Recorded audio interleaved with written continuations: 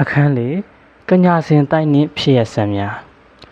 းမနောယမရွာမှထွက်ပြေးသွားတော့မြနှင်းဖြူတို့မိသားစုတို့တဲ့မှာပျောက်ချင်းမလပျောက်သွားခဲ့တော့လဲနောက်ပိုင်းမှာတော့ထိုညီမ၃ယောက်တဲ့ပြပေါ်လာသည်မနောယမရွာနှင့်အနီးတစ်ဝိုက်မှာပြန်တွေ့နေရသည်ဆိုတော့တဲ့ဖြစ်သည်နေ့အချိန်များမှာမတွေ့ရတော့လဲညအချိန်များမှာတော့မကြာခဏတွေ့ကြရသည်သူတို့ပိုင်ဆိုင်သောအိမ်နှင့်နေရာများ၌အမတ်မထင်တွေ့မြင်ကြခြင်းဖြစ်သည်မြနှင်းဖြူတို့နေသောအိမ်မှာရှေးဟောင်းအိမ်ကြီးတစ်လုံးဖြစ်ပြီးရွာ၏အစွန်ဘက်၌ရှိလေသည်ခြံထဲတွင်တစ်ပင်ကြီးငယ်တို့ကနေပြောင်မထိုးအောင်အုပ်မိုးနေသောကြောင့်အပြင်ဘက်မှလှမ်းကြည့်ပါကရုတ်တရက်မမြင်နိုင်ပေ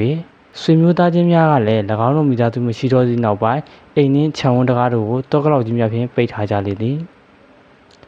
မြနှင်းဖြူတို့မိသားစုပျောက်သွားကြပြီးနောက်ပိုင်းမှာတော့အမျိုးမျိုးထင်ကြီးပေးကပြောဆိုနေကြသည်တချို့ကလည်းလှစ်ဖြင့်အောက်ပြည်အောက်ရွာသို့ထွက်ပြေးကြသည်ဟုထင်သည်တချို့ကလည်းရန်သူများလည်းမရောက်လို့သောကြောင့်မိသားစုအလုံးဒုဋ္ဌဝရီမြစ်ဝဲအတွင်းခုံဆင်းကအဆုံးစီရင်သွားသည်ဟုယူဆသူများလည်းရှိသည်မိသည့်အချက်ကမှန်မီကိုမသိရတော့လဲထိုမိသားစုကတော့ရွာမှထွက်သွားပြီးကြတဲ့ကအစာနာမြောက်ပင်မကြရတော့ပေ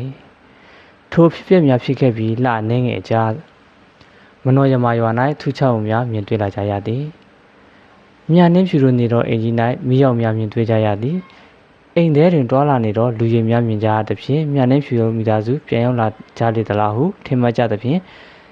အချို့လည်းထိုနေရာသို့တွားကြည့်ကြသည်တိုးတော်လည်းခြံဝန်းထဲရောက်သည်နှင့်မိရောက်လည်းပြောက်လူရည်များလည်းပြောက်ကွယ်သွားလေသည်ထိုအခါမှပင်သဘောပေါက်ကြလေသည်နောက်ပိုင်းမှာတော့ခြံဝန်းထဲတွင်တွာလာနေကြသောမြနှင်းဖြူတို့ညီမသုံးပေါ်ကိုတွေ့မြင်ကြရလေသည်ညအချိန်ရောက်လျင်အိမ်ရှိမှရှိသောခေပင်ကြီးအောက်တွင်ဆင်ထားသောတန်းပေါ်တွင်တချင်းဆုံနေကြသည်ကိုတွေ့ကြလေသည်တချို့လည်းဖြတ်သွားဖြတ်လာရင်တချင်းတံများကိုကြားကြရသည်ထိုတချင်းတံကြားရသူတိုင်းလွမ်းဆိုးကြေကွဲမှုများဖြစ်ကြရသည်တခြားသောရွာများမှာနေသူများကတော့ထိုအကြောင်းများကိုကောင်းစွာမသိကြသဖြင့်တမျိုးထင်မြင်ကြသည်မြနှင်းဖြူတို့မိသားစုမှာတိုဟန်ဘွားစနစ်ကိုကြောက်ရွံ့သဖြင့်ရွာနှင့်မနီးမဝေးမှာတွားရောက်ဖုံအောင်နေကြပြီးရန်သူများမရှိတော့မှအမတ်တမဲနှင့်အိမ်သို့ပြန်လာကြပြီးနေထိုင်ကြသည်ဟုထင်ကြလေသည်ထို့ကြောင့်မြနှင်းဖြူတို့ညီမ၃ယောက်ကိုနှစ်သက်ကြတော့အချို့သောကာလသားများကအရေးဆုံးကလာရောက်ချောင်းမြင်ကြသည်ညအချိန်ရောက်မှတွေ့ရသည်ဆိုသဖြင့်ညအချိန်ရောက်တော့မှအရေးဆုံးကလာရောက်ချောင်းမြင်ကြသူများလည်းရှိသည်ထိုကဲ့သို့လာရောက်ချောင်းမြင်ကြလျင်တော့မြနှင်းဖြူတို့ညီမကိုမတွေ့ရပဲအမောင်ရိပ်ထဲမှထွက်လာသောတရေတပက်ဘလူးစသည်ကြောက်စရာကောင်းသောပရလောကသားများကိုသာတွေ့ကြရသဖြင့်နောက်ကျောင်းပြန်ပြေးကြရလေသည်နောက်ပိုင်းတော့သတင်းတစ်ခုထွက်လာသည်မြနှင်းဖြူတို့မှာလူဘဝတို့မရှိတော့ပဲတိုက်ဆောက်များဘဝရောက်နေကြသည်ဆိုသောသတင်းပင်ဖြစ်လေသည်ထိုကဲ့သို့သတင်းထွက်လာပြီးနောက်ပိုင်းအတော်များများလက်လျှော့သွားကြသည်တခါတွင်မြရကုန်းမှမောင်ရွှေရင်ဆိုသောလူရွယ်တစ်ယောက်ကမြနှင်းဖြူနှင့်ပတ်သက်၍စမ်းကြယ်သည့်အဖြစ်တစ်ခုနှင့်ဆုံရလေသည်မောင်ရွှေရင်မှာမြနှင်းဖြူကိုတော်ကြနေတဲ့နေသောလူပြိုလူရွယ်တအုပ်ဖြစ်သည်တနေ့တော့မြရကုန်းမှမနောယမရွာဘက်သို့လာရာအပြန်၌နောက်ကျပြန်ရလေသည်သူပြန်တော့မောင်စာပြိုးသောအချိန်ရောက်နေလေပြီရွာစွန်တို့ရောက်သောအခါတောဆက်မှထွက်လာသောအမျိုးသမီးတစ်ယောက်ကိုလှမ်းမြင်ရသဖြင့်ကြည့်လိုက်တော့မြနှင်းဖြူဖြစ်နေသည်ကိုတွေ့ရသဖြင့်ဝမ်းသာသွားလေသည်မောင်ရွှေရင်သည်မြနှင်းဖြူကိုပိုးပန်းနေသူဖြစ်သည်တို့ကြောင့်ထွေထူးထူးစဉ်းစားမနေတော့ပဲအနီးသို့လျှောက်သွားကနှုတ်ဆက်စကားဆိုလိုက်လေသည်မြနှင်းဖြူပါလားအချိန်မရှိတော့မှဘယ်ကပြန်လာတာလဲဒီနားပါပဲကိုရွှေရင်ရောဘယ်ကပြန်လာလဲမနောယမဘက်ကပြန်လာတာပဲဟိုတလောကတော့မြနှင်းဖြူတတဲ့တွေအမျိုးမျိုးကြားတော့ထိမကောင်းဖြစ်ရသေးတယ်အခုလိုတွေ့ရတော့မှစိတ်အေးရတော့တယ်ကိုရွှေရင်ကကျမတို့ကိုစိတ်ပူနေလို့လားပူရတာပေါ့ကျွန်တော်သဘောထားဘလို့ရှိတယ်ဆိုတာ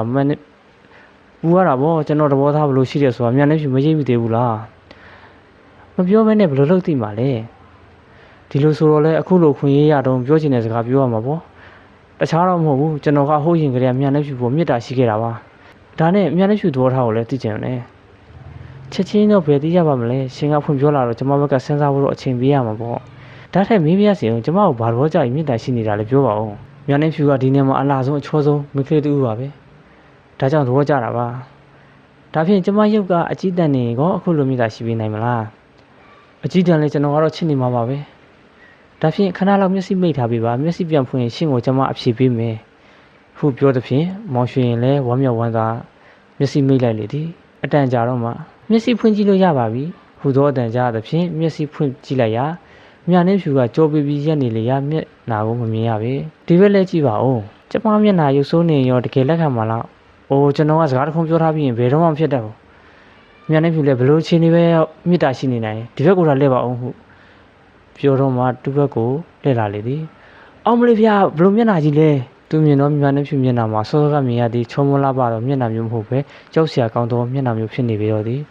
မျက်လုံးကပြူးထွက်နေပြီးပါးစပ်အတွင်းမှာရှာကအပြင်တို့ထွက်လိုက်ဝင်လိုက်ဖြစ်နေသည်မျက်နှာတစ်ခုလုံးရုပ်ပြက်စင်ပြက်နဲ့တရေတစ်ပတ်မျက်နှာဖြစ်နေလေရာမောင်ရွှေရင်မထူထူတွေးမနေနိုင်တော့ပဲထိုနေရာမှာထွက်ပြေးသွားလေတော့သည်ထိုအချိန်တွင်မျက်နှာဖြူမျက်နှာမှာကြောက်စရာကောင်းသောမျက်နှာမျိုးမဟုတ်တော့ပဲချုံမလာပြတော့မျက်နှာမျိုးပြဖြစ်နေပေသည်ယောက်ျားတွေရဲ့အချစ်ဆိုတာအပေါ်ယံအရေပြားတစ်ထောက်စာပဲရှိတာကိုရေစရာတော့အတော်ကောင်းနေဟုရေရုပ်ခါထိုနေရာမှာထွက်သွားလေတော့သည်နောက်ပိုင်းမှာလည်းမျက်နှာဖြူညီမ3ယောက်ကိုမကြာခဏတွေ့ကြရလေသည်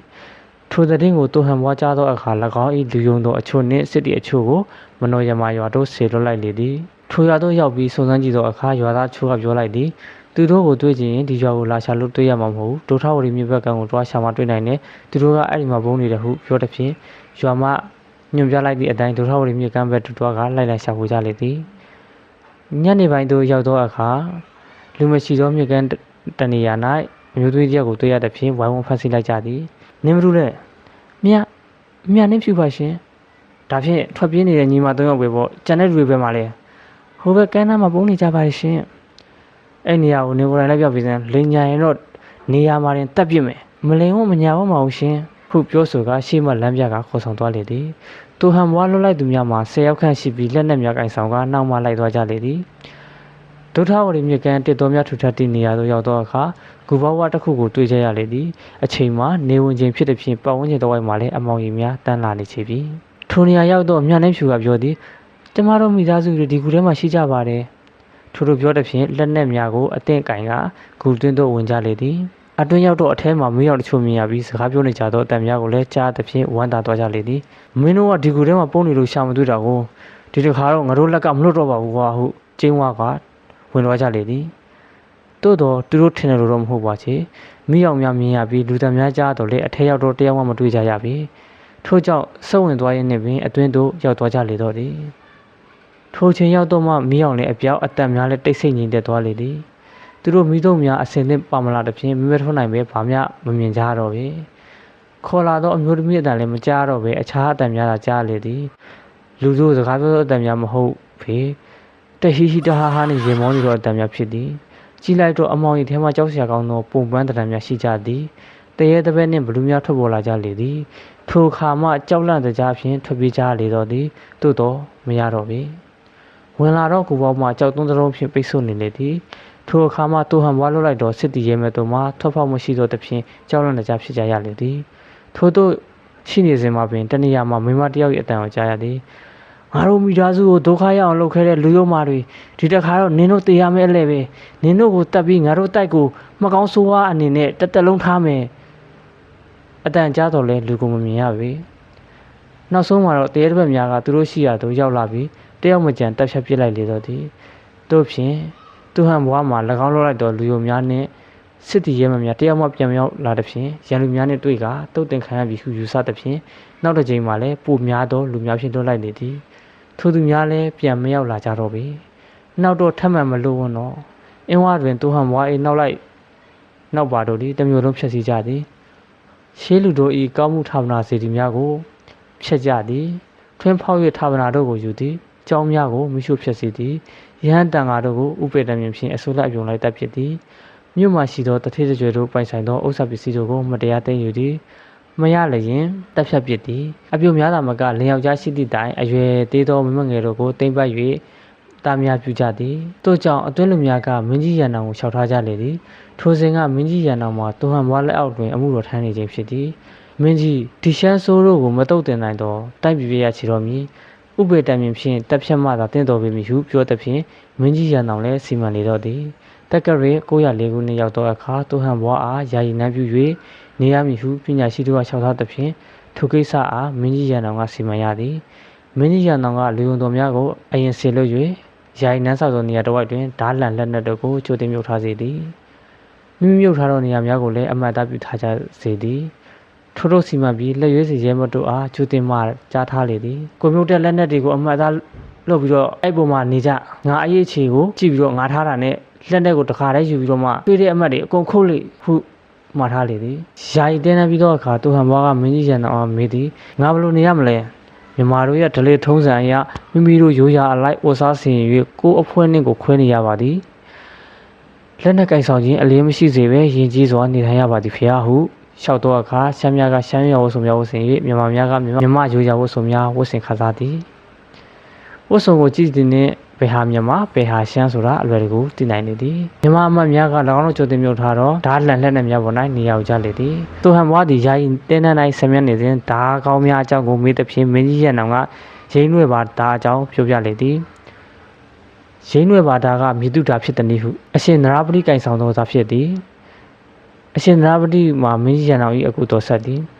ရင်းနွယ်ပါဓာတ်ကအဘယ်မြဆွမ်းထက်သည်နည်းစင်ပေါ်မှလူကိုခုတ်ပါကလူသားမကစင်ကိုပြက်စေပါသည်ထို့သောမြန်မာကမှတ်မိပါမည်လို့ဟုမေးရာမြင်လျင်သိနိုင်ပါသည်ထို့ကြောင့်သူဟန်ဘောက၎င်းကဆရာတို့ဒါကိုတအိမ်မချုပ်ပဲပေးလေသည်ကြည့်လို့တအိမ်မှချွတ်ကြည့်သောအခါအရှင်နရဝတိကင်ဆောင်သောရင်းနွယ်ပါဓာများသိရသဖြင့်ချက်ချင်းနေရာမှထကသူဟန်ဘွားကိုခုတ်သည်လူသားမကအောက်၌ခင်းထားသောဝဘိုးတိုင်နှင့်ကြမ်းကားကြောင်းမှပြက်လေသည်ဥကောင်းပြက်ကျသွားသောသူဟန်ဘွားသည်မျက်စိပိတ်မသွားပဲမင်းကြီးရန်တော်ကိုကြည့်နေလေသည်ထိုခိုက်မှာဓာလန်လက်နက်တို့ကိုချိုတင်မြုံနှံထားသောမူမတ်တို့က၎င်းတို့အောက်မှရှိသောလက်နက်များကိုထုတ်၍ခုတ်ရာနန်းတွင်းမှရှိသောမူမတ်ဘူပါတို့တေကြလေသည်ထိုအခြေအနေကိုမြင်သောအခါအပြင်ဘက်၌ရှိသောရှားများပြေးဝင်လာကြသည်ထိုသူများသည်လည်းအချို့တေပြီးကြံတချို့လောက်သာထွက်ပြေးလွတ်မြောက်နိုင်ကြလေတော့သည်သူဟန်ဘွားမင်းကြီးရန်တော်ကရင်းနှွယ်ပါတာဖြင့်ခုတ်ပိုင်းသောနေရာမှာမနိုယမဥယျာဉ်ရှိသောယာယီနန်း၌ဖြစ်ကြောင်းမှန်နှမ်းရာဇဝင်တော်ကြီး၌တွေ့ရလေသည်အင်းဝါမျိုးတော်ကြီးမှာရှမ်းမင်းစိုးသူဟန်ဘွားတိမ်သွားခဲ့တော်လဲ၎င်းလက်ချက်ကြောင့်တေကြီးပစ္စည်းသူများမှမနေလာပြီထိုကဲ့သို့တေကြီးပစ္စည်းသူများနှင့်ပတ်သက်ပြီးထင်ရှားသောအကြောင်းအရာများတွေလည်းကြိုင်ခဲ့လေသည်တထေးကြီးဘောကဗလာနှင့်တမိဖြစ်သူခင်စောမှုတို့ဆောက်ရှောက်သောဘောကဗလာတိုင်နှင့်မြနှင်းဖြူမြတင်းကျူမြဝင်းသူတို့ညီမ၃ယောက်ဆောက်ရှောက်သောကညာစင်တိုက်တို့ပင်ဖြစ်ကြလေတော့သည်